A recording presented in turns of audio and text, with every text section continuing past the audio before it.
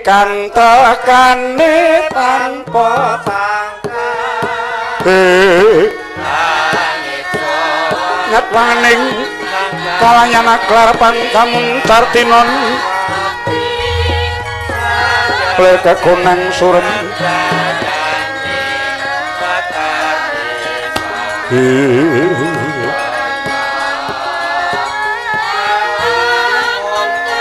surem sorotetan padang kasor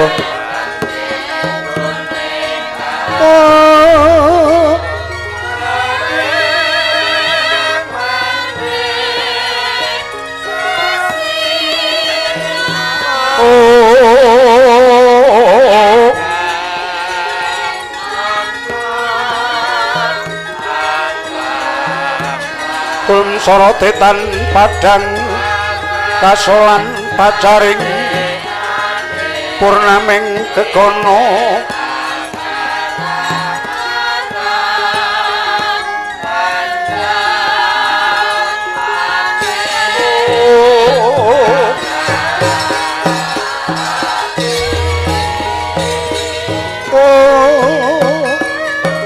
tatkala narpa Kresna tan tulus nyokro ring Resiwara Janawi Suta kang mungkah kalih ing rata katumyangaken ikang sarata kan warta magawe pupuk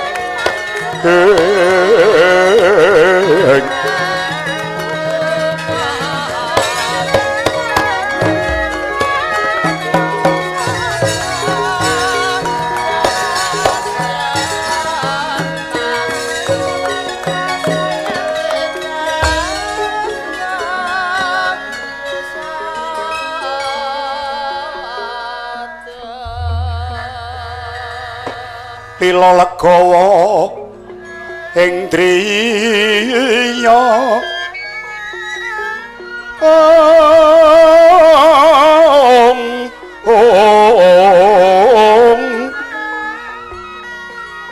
agung denya paring dana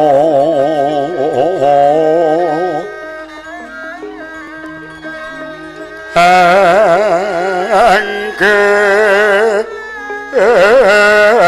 ganjar saben dina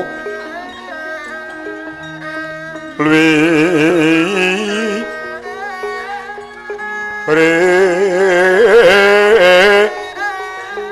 kang bawa laksana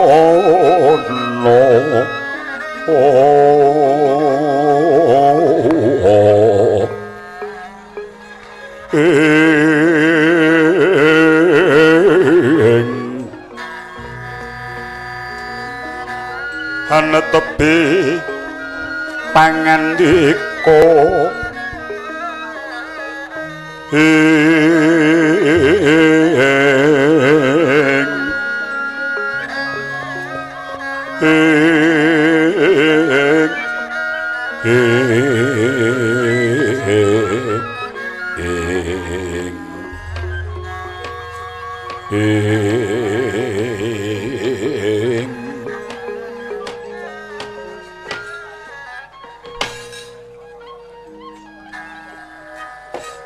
kula nuwun dereng utawis dangu rawuh paduka Kanjeng Koko Prabu ing Mandura kula ngaturaken bojo krami kunjuk rawuh paduka Koko Prabu Wiladalah. Iya Yai Prabu tak tampa gawe bombonging rasa ora lewat pangestunipun Kakang Kakrasana Tampanana. Yai dadkah pundi nggo jimat paripih mugi andayanana katentreman. Koko Prabu Sarawuh Paduka Setyaki ngaturaken pangabekti mugi kunjuk. Iya Yai swala bumi tak tampa pangestunipun Kakang tumrapa marang Yai Haryo. Dadkah pundi nggo jimat paripih Koko Prabu. Koko Prabu sanget andadosaken kaget sotaning manah Rayinting Ndrawati Paduka keparang rawuh ingkang datanpa paring cecala. Yai waleh-waleh apa budhalepun Kakang iki mau saka Praja Ngastina? pawarta ingkang sumebar biyawa ingkang tak tampa jarene Pandhawa kumpul kelawan Sata Kurawa pun Kakang estreni kumpuling Pandhawa ana Praja Ngastina jeboling kono ana Pendhita Tiban Pandhawa percaya marang pandhita ingkang peparab Begawan Lumana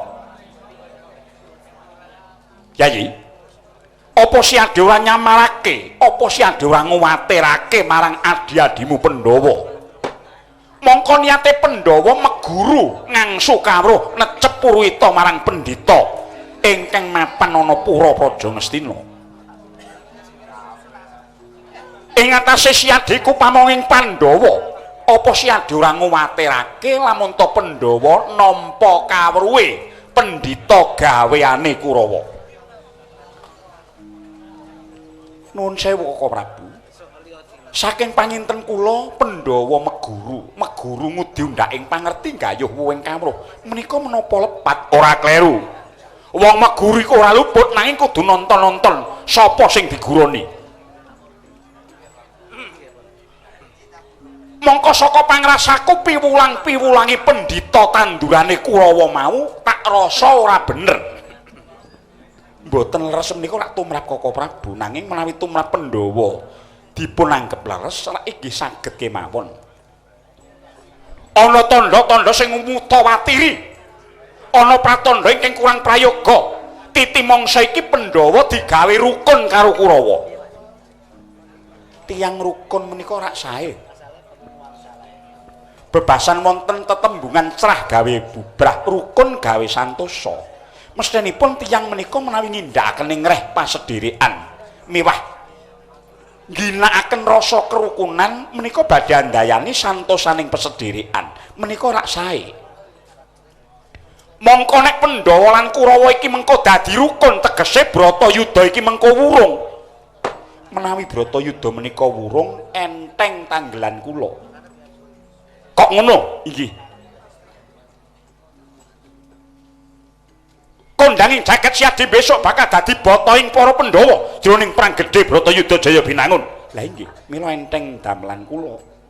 Menawi wurung Bratayuda tegesipun kula mboten badhe dados bata ing Pandhawa. Nanging wurunging Bratayuda semune iki mengko bakal nganggo tumbal jer Basuki mawa beya. Sedaya ingkang tumuju dhateng kautaman kesaenan menika tartamtu badhe mawi pangorbanan. Siadi dipamrih patimu karo Begawan Lumana. Pesti janji, pesti pejah menika dede tanganipun sinten-sinten nanging wonten purbaning dat kang murwing dat. Mila Kaka Prabu mboten sisah nyamaraken dhateng ingkang Rayi Ndrawati. Pun Kakang iku ora lila yen to Yayi Narayana dadi korban pendhita gaweane Kurawa. Inggih menawi mboten trimah badhe menapa. Wong kula ingkang dipun arah pejahipun kemawon mboten menapa-menapa. Kaka Prabu kok ribet kemawon penggalihipun. Lah, aku ki arep soroh bau kok angel men. Was-wasipun Kakang kepengin ngayomi Yayi Prabu. Kula purun dipun ayomi nanging wonten syarat serananipun. Syarate apa? Menawi Kaka Prabu kepengin ngayomi jiwa raganipun ingkang rayipun Narayana wiwit dinten menika Kaka Prabu kedah nglampahi sabar. Sabar. Inggih. Menawi Kaka Prabu mboten ngrakit kesabaran tartamtu perkawis menika badhe saya ngombro-ombro. Mila kula aturi ndhaharatur kula Kaka Prabu kula aturi ngrakit kesabaraning raos pangraos.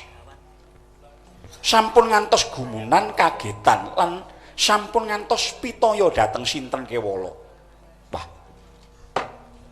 Lah apa bisa? Baladewa kok kon nglakoni sabar mongko? Dandang sumyang ciri wancil lae ginawa mati. Sok glogok banyu bathok. Watakipun Kakang Mandura ya kaya ngene iki nek ora getapan manggan mara tangan kuwi dudu Baladewa.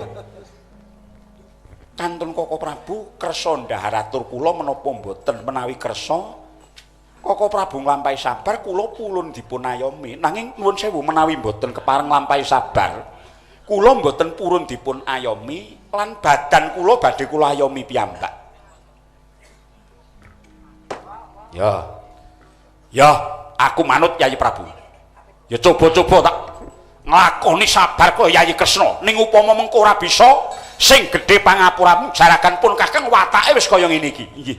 Ngestaken dawuh Paduka mugi-mugi Hyang Manon tansah maringi pengayoman dhateng Paduka Kanjeng Koko Prabu supados saged ngrakit kesabaran.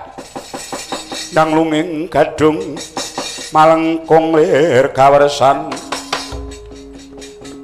pindha keswa lokar ong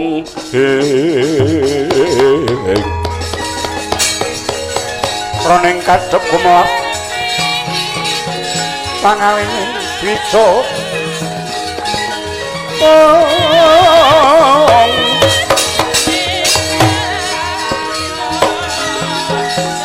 kang ngire-ngire maun kunjung mlebu nanging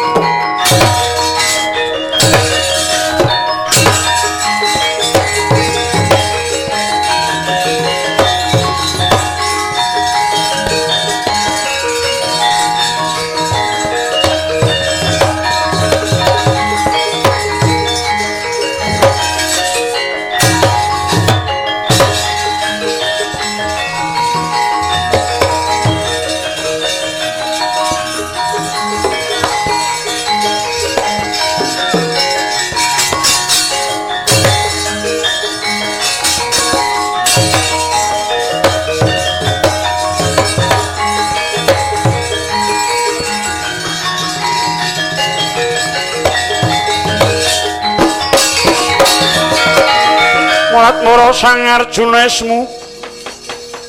esmunira kamanungsan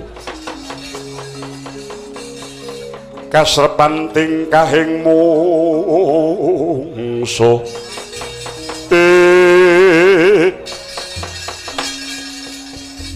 ora pati nduga mana iki praptane Dimas Werkudara. Yayi padha tinemu Basuki Rahayu praptanira Bratasena.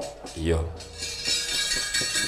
Pengestune Kresna Kakang kulaku kumanggih raharja basaku katura. Yayi Werkudara tak tampa. Dimas kaipe padha becik tekane Siadi. Nuwun inggih pangestu Paduka Koko Prabu pangabekti kula kunjuk. Iya Yayi Permadi tak tampa. Paman Sengkuni dipun prayogekaken paman. Inggih nggih. Kete sampun mboten kirang prayogi sebanipun ingkang paman ing Plasa Jenar.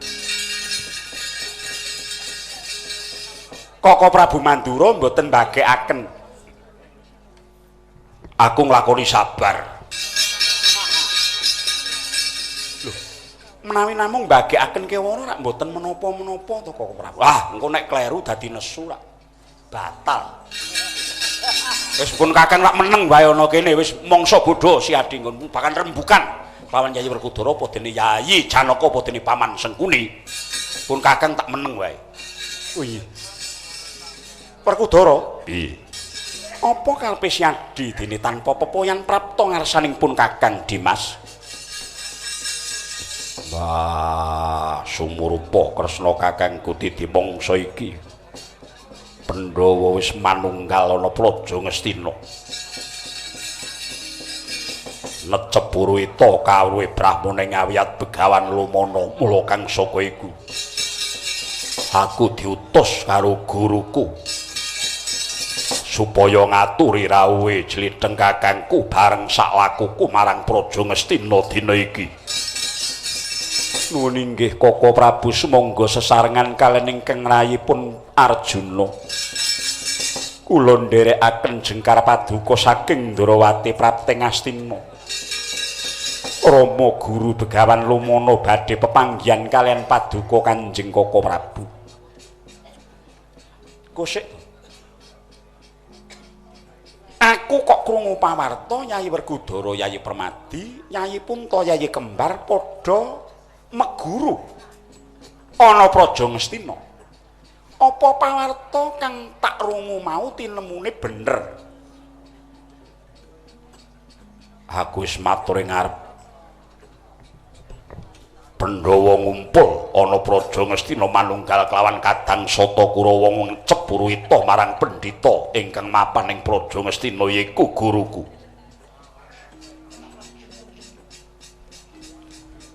Pun Kakang mbok boyong kuwi saka karepe guruku. Karepe gurumu apa kok dadak ngrawuhke pun Kakang Ndrawati?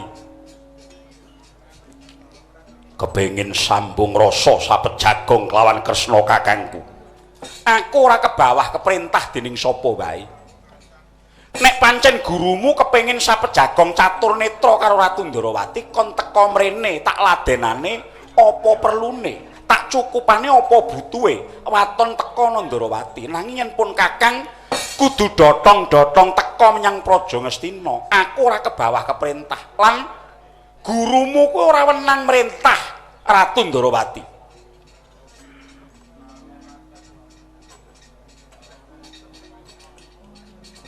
Karo meneh ora arien jroning batinmu Janaka karo kowe Werkudara. Kurangane apa? Kurangane apa Kyai Lurah Semar Badranaya kae dewa ingkang salira titah menungsa ingkang jiwa dewa. Kowe kok meguru karo pendhita tanduraning Kurawa ingkang ora karuan juntrunge, ora cetha dununge, ora genah pojok plerete.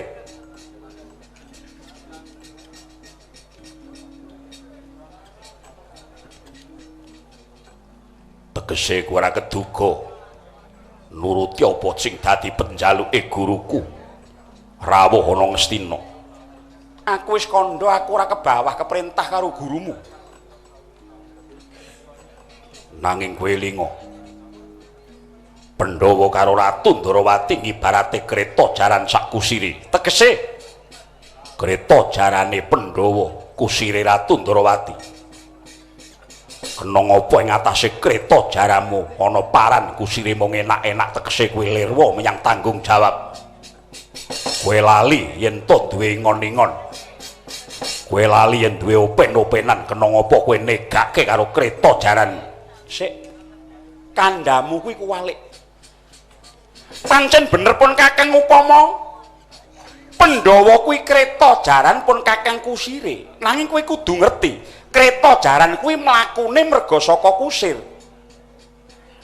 Wong kusire enak-enak ana kene kok kreta jarane cenanangan tekan kono kuwi sing ngakon sapa? Kaya ngono ki jaran apa? Koko Prabu sabar. Iya. Lali. Lali.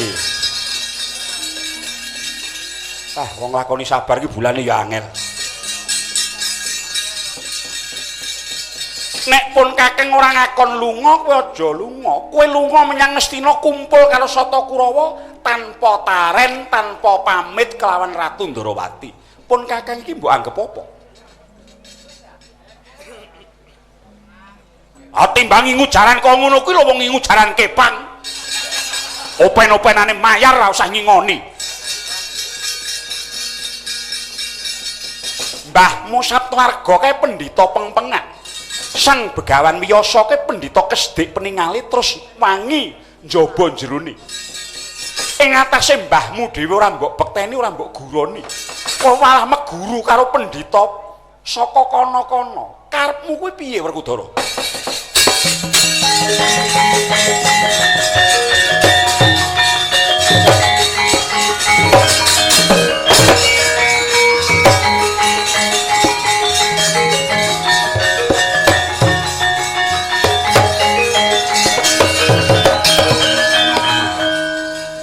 Pancen Ratu Ndarawati iki wong wasis. Wong pinter guneman. Kowe ora nglilani Pandhawa kumpul rukun manunggal karo Sata Kurawa padune kowe kelangan kawibawan. Kowe moh kelangan momongan. Kawibawane Ratu Ndarawati iki cetha mung nemplek karo Pandhawa. Ngibarate tanduran tuwan kemladian. Kemladian ku ora bisa urip nek ora nemplek wit-witan liyane cangkeme.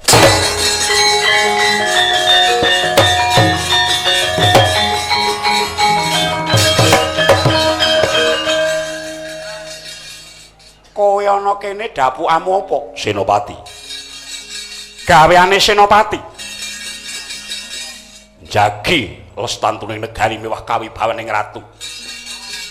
Kok Paman Sengkuni mbok antem nganti mencelat. Serik manah kula. Kokore tudang tuding nganggep meneh Paduka Koko Prabu ratu sing ora duwe kawibawan. Ratu sing kawibawane mung nemplek karo para Pandhawa. Jengkel raos kula. Bener kuwi. Ora luput. Setyaki. Ora iso ngremuk Sengkuni dudu Setyaki kuwi.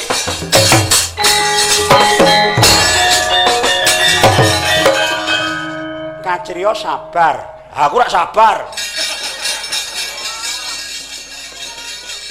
Lah wong ngajani lah ora nandangi. Koko Prabu dipun ayomi.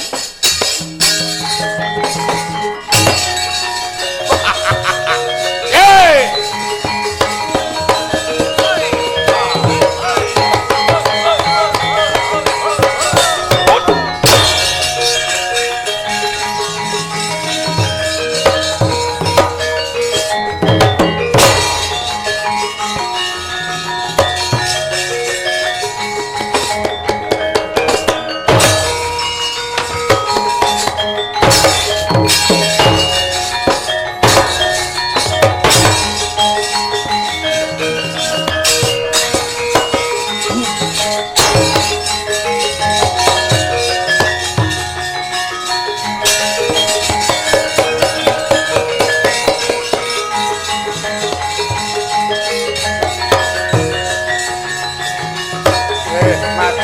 Maju.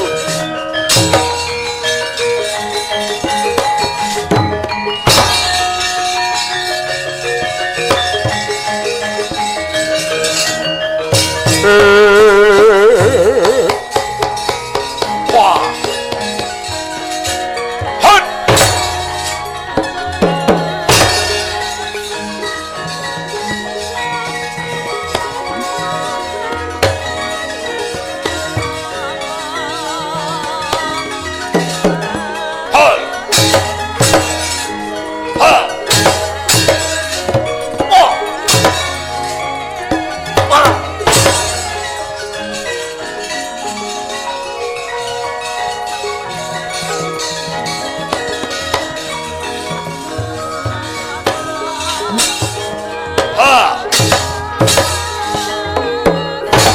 Dadamu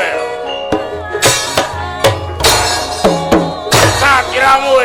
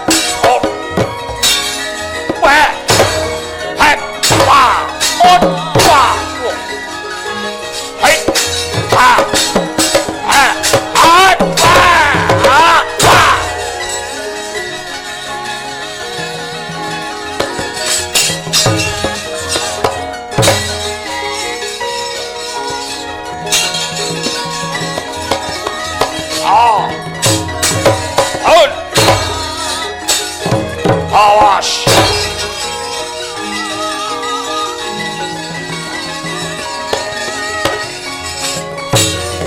Hei. Bos.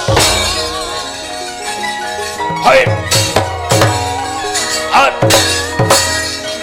At. At. Wah. Wah.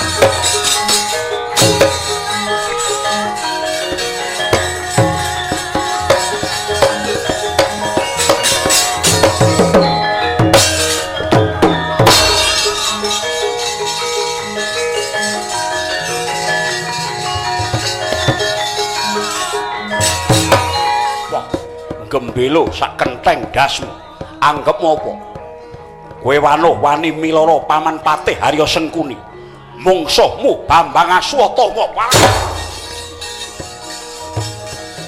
hei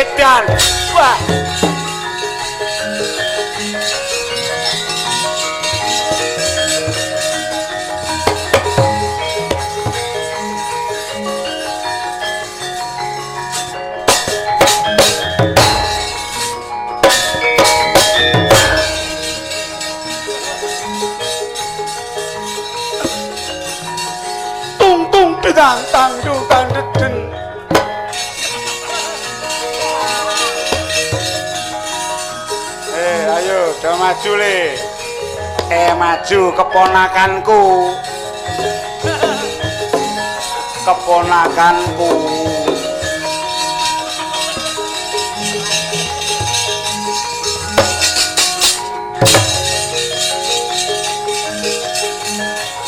Do maju le.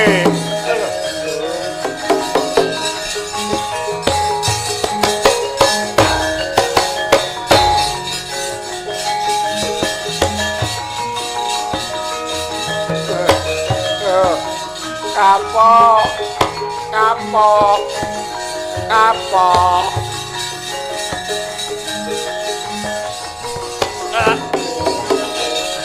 rondoloan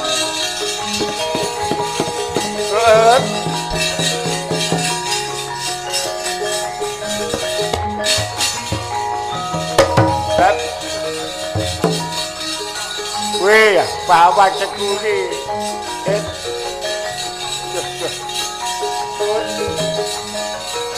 lah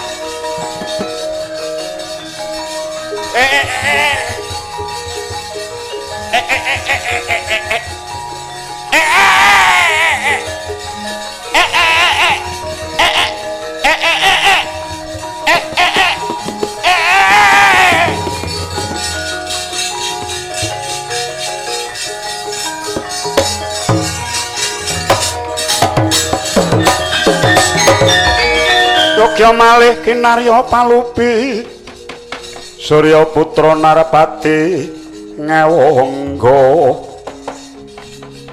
lan Pandhawa tur kadangi Patopat aku maksa mudhun saka kreta ora mentala ndururu saing pabarisan nganti 7 depa mendelong iki sapa sing maju palagan menika jangkep Wadipati kantun milih ingkang putra ing Pringgondani menapa ingkang putra ing Randewatan wah Trayoli hinanteng kowe aja njereng kaprawiran ana ngarepe Basukarna monggo kula ladosi ketiban epek-epek kuwi jengkelang kuwandamu derajatmu apa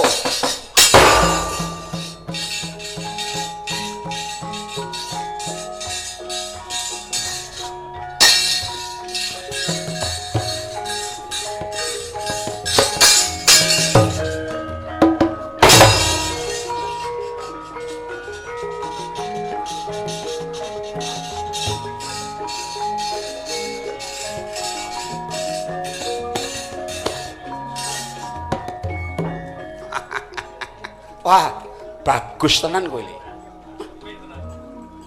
Bagus. Monggo wah. Ketok anyir. Ketoke kowe bubar adus. Awakmu mrusuh. Tanpa enek grenjenge. Mboten sisah kekatan ginem ingkang tanpa gina. Awas. Iki jalukamu. Wah. Iki jalukamu.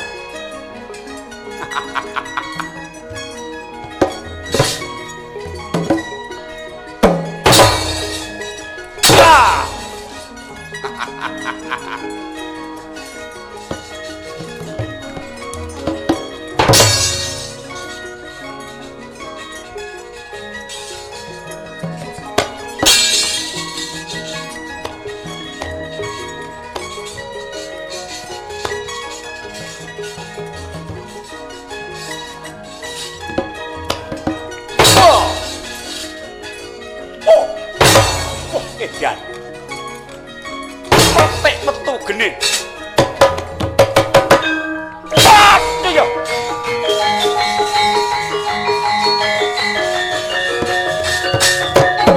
Aduh yo. Ah. Aduh.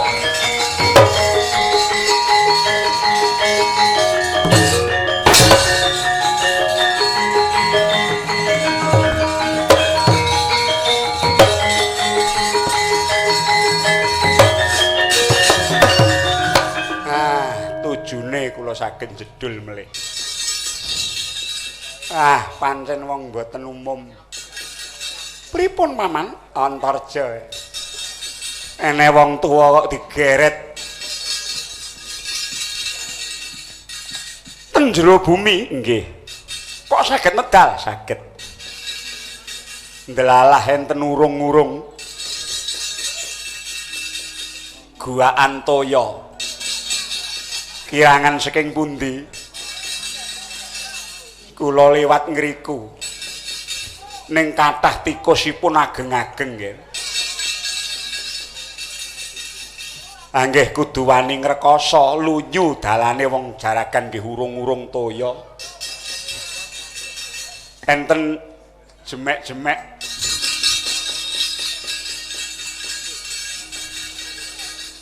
niku mesti kotorane tiyang. Sampeyan niku wong patih kok kaya ngoten. Ha wong peteng dedet mboten roh napa-napa.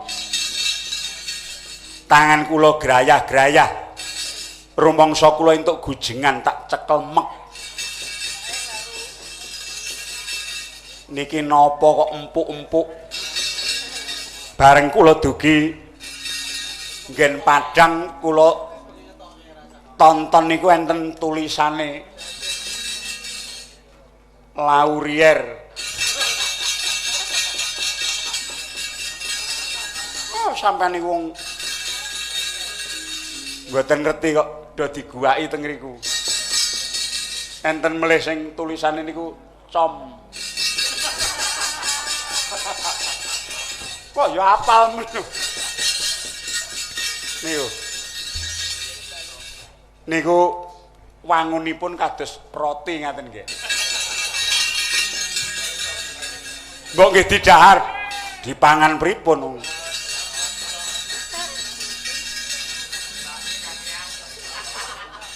Wong roti kok ngangge saus.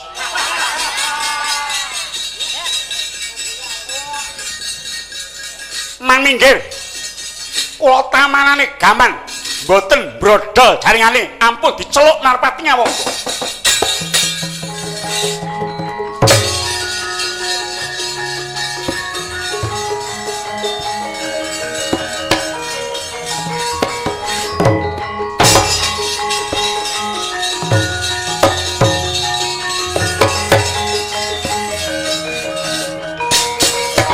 Gatot-gatot.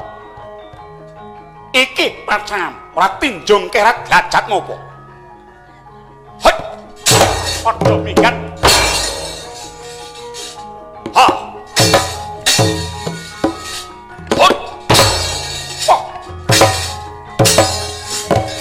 Oh. Ikan kowe. Oh. Hoi. Wat. Ha.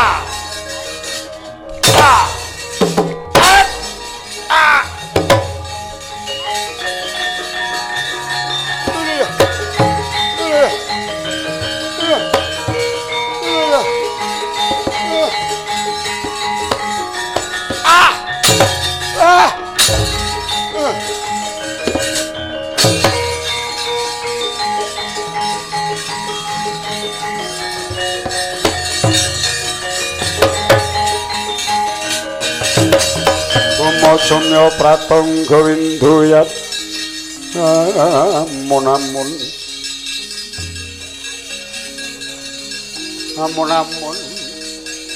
ler gumampang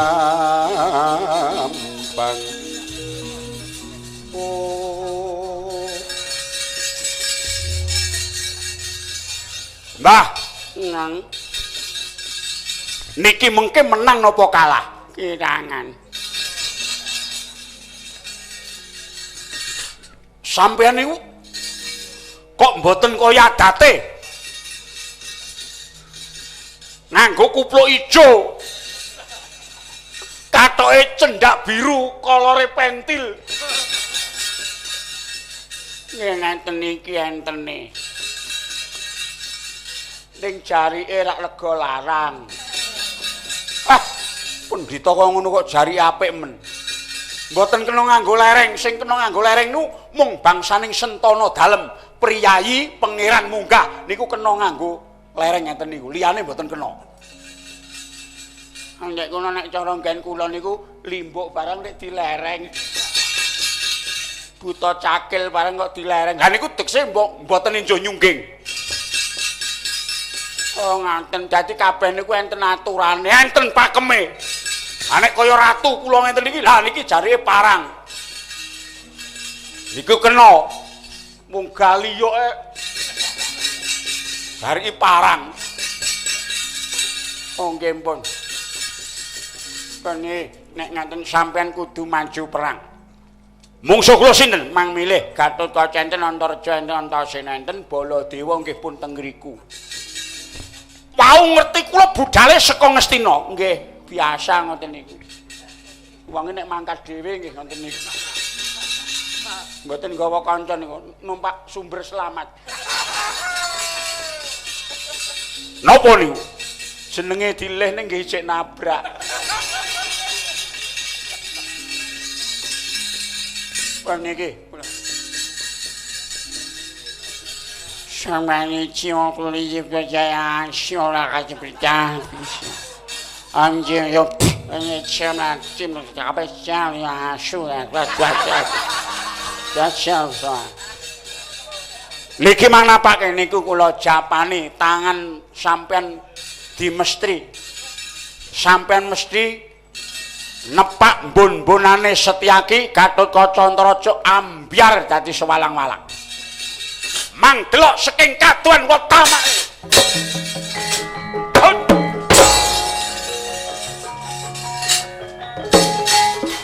Siamo già suci aja. Ya siap biasa.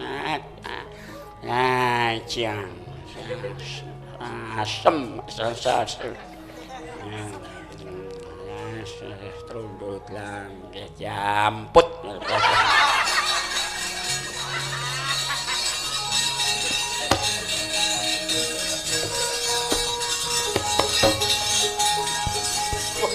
Nih, wong iki.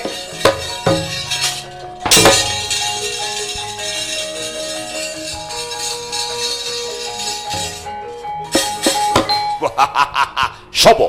Setyaki. Prabu Surya Gupala. Surya Gupala, rungokno gobokmu. Iya. Prabu Suryanto. Surya Gupala. Awas. Hut. Nah, jadane we. Ha. Jasmu we. Kene korene. Ambyar we. Bongso we. Hut hut pa.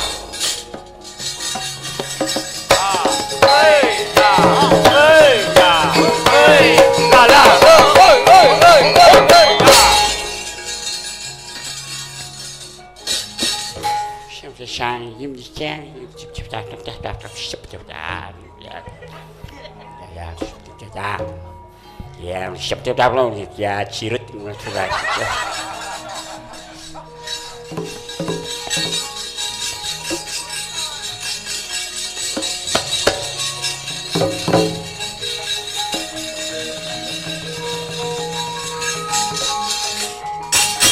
Wah, sapa meneh gales temen Antareja. Prabu Surya Gupala. Hilang nyawamu. Wah. Hut. Wah. Wah, edian. Hut. Wah. Loh. Hut. Wah. Ah, arep opo kowe? Iki jalukamu. Hut. Wah. Wah. Apa? Pecah ndase. Asyik kecap. Kecap. Sampai cocok. Pacek cuma dia pancen ratuku diajiret. Ngopo kowe?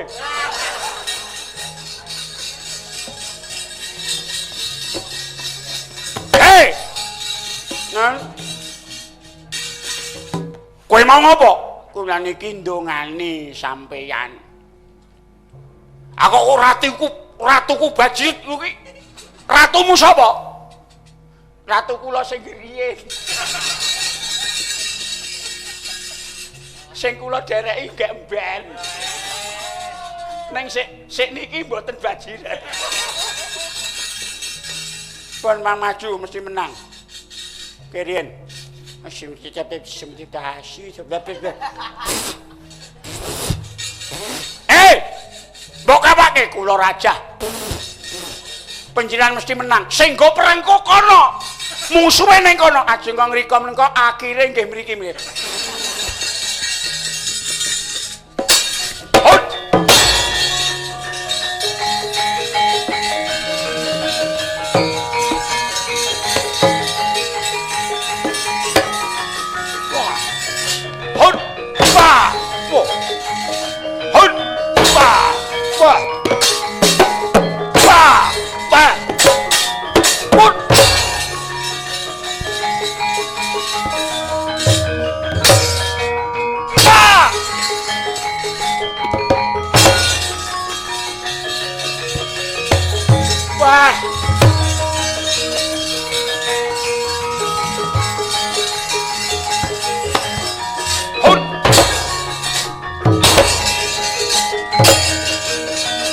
Wah.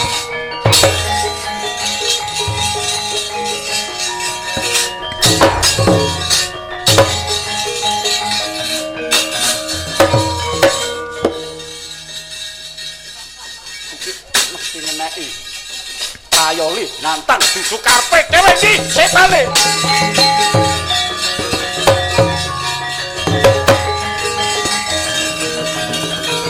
Waduh mati aku. Acep siang ni cep cep sebenarnya. Apa siapa cep jawab. Acep seperti cep dah.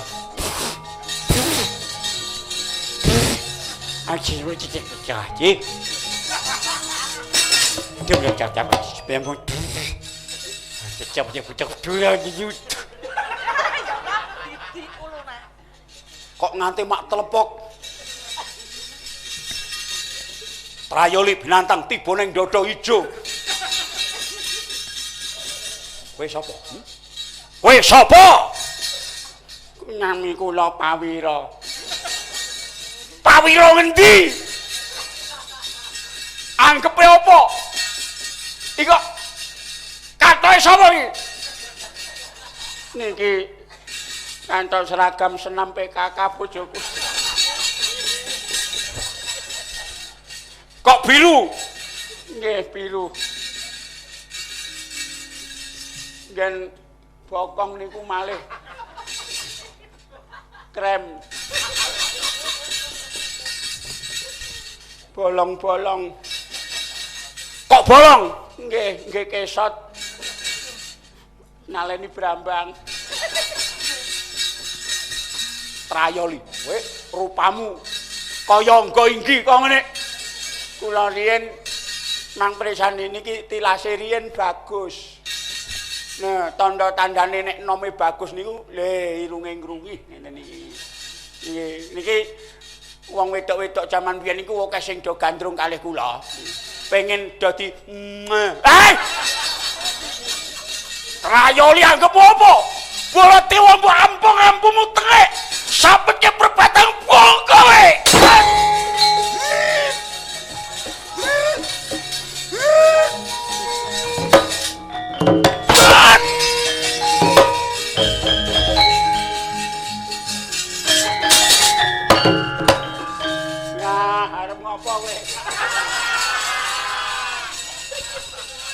Kayak teru-teru.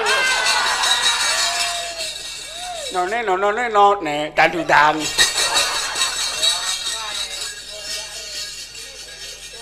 Mula dadi ratu niku ampun kemlinci.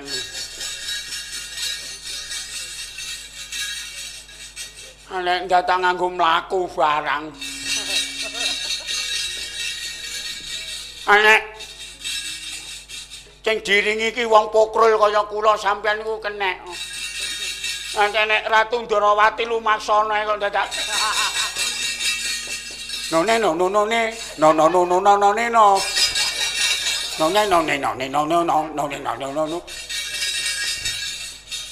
Sampeyan ngomong apa? Ngandani kali prajurit-prajuritnya.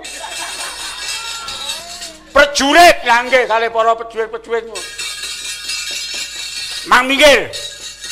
Pun ketantalan to sampeyan nika naminipun Prabu Baladewa niku wong mboten kena mambu tantang. Ah sing sitoke. Lah sing klecam-klecem nika nek jane nika mboten duwe esem. Sinten nika? Ning anu to, cekelane gender to. Sinten? Nah nika. Nika Abdi Kinasih. Nika mboten gelem metu guyune nika. Ning kok angger gelem guyu mak plecek ngoten genah nek mendem anu. Oh. Genah nek nglilir kok mendem. Minggir pun beluat.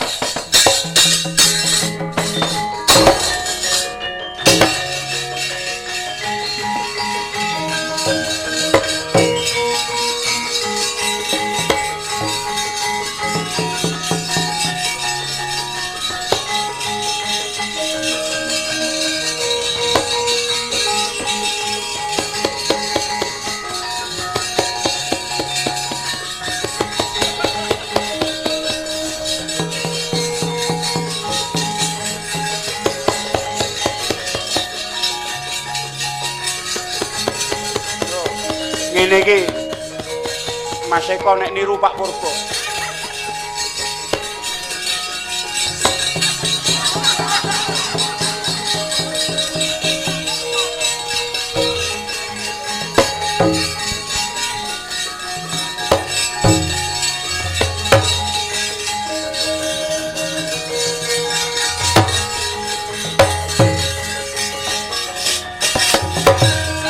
Pripun, Perwan?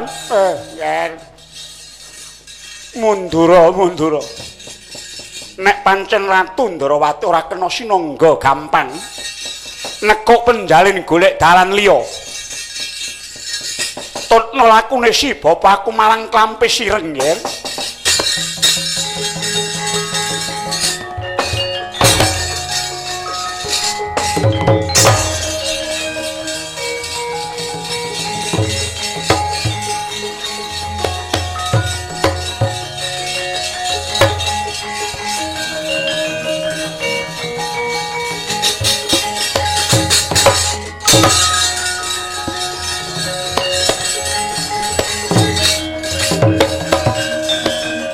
Koko Prabu piye?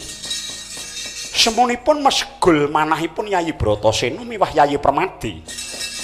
Kersane si Adi piye? Nanging pun Kakang tetep ora negakake yen to Pandhawa iki mengko dadi korban. Murga aku ngerti. Pendhita tandurane Sata Kurawa iki mengko mbebayani tumrap para satriya. Nggih. Kula kaliyan Paduka Koko Prabu kedah prayitna lair miwah Batos. Monggo kula dherekaken meminta dhateng Pangosing Hyang Agung mugi-mugi Pandhawa wangsul malih wonten pepangkon ingkang rayi Ndarawati Koko Prabu.